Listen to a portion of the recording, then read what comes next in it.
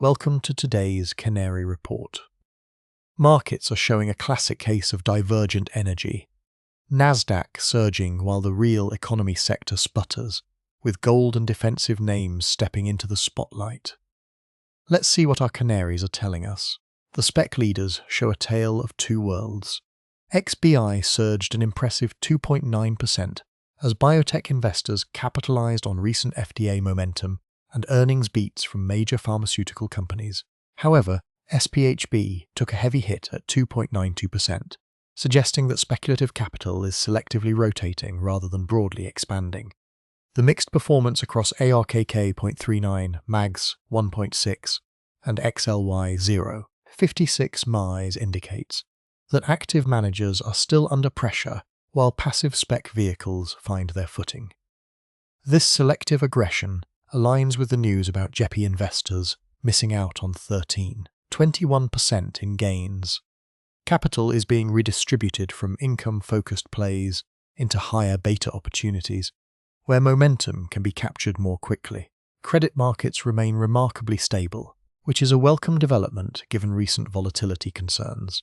High declined just 0.37%, HYG barely moved at 0.806%, and the high-yield warrant product, HYGW, saw its largest decline of the day at 0.89%.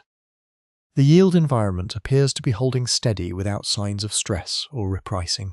This stability suggests that institutional credit investors are comfortable with current spreads, likely because inflation expectations have cooled enough to support fixed income returns, while economic growth remains predictable, enough to avoid a recession-driven flight to cash. Volatility compression is the dominant theme here. UVXY dropped 2.21%, VIXY fell 1.67%, and VXX declined 1.43%, all indicating that fear is dissipating rather than building, with VIX at 15.81, down from its elevated levels over the past 2 weeks. Investors are becoming comfortable with the current regime. The decline in volatility products suggests that whatever uncertainty was pricing into options chains earlier has been resolved, likely through clearer Fed guidance and better-than-expected earnings from key tech names. This doesn't mean risk is gone, but it does mean that option premiums have normalized to more reasonable levels. The engine metrics show the most interesting divergence of the day. SMH hammered 4.62%, despite Nasdaq's strong performance indicating sector-specific weakness rather than broad tech malaise.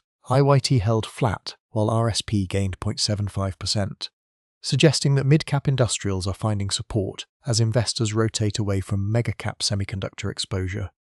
KRE lagged at 1.47%, and IWM was only slightly negative at 0.41%. This pattern mirrors the news about Vanguard's $143 billion tech ETF outpacing QQQ. Capital is flowing toward broader, lower-fee exposures rather than concentrated semiconductors. The real economy isn't sputtering, it's just being selectively targeted by investors who are more concerned with valuation compression in cyclical hardware names.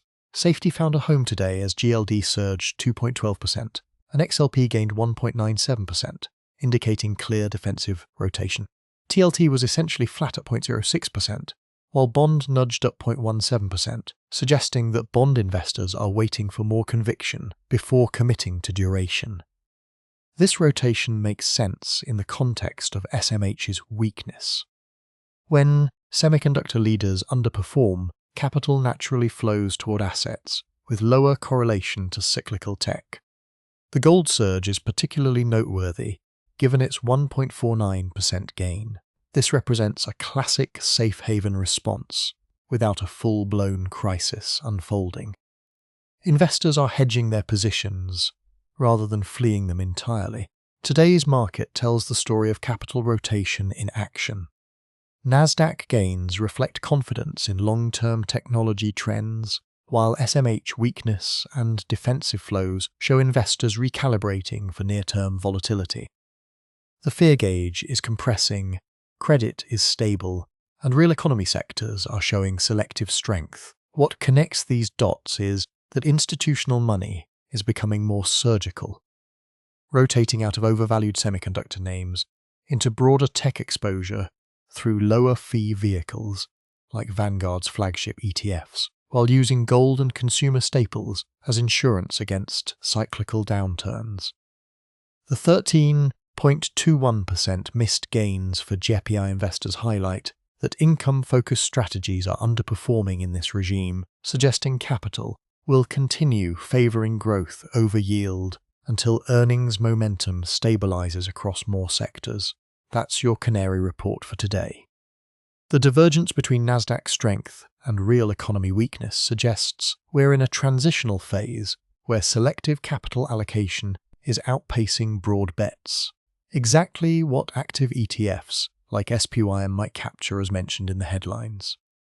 Stay vigilant about sector rotation, and we'll see you tomorrow.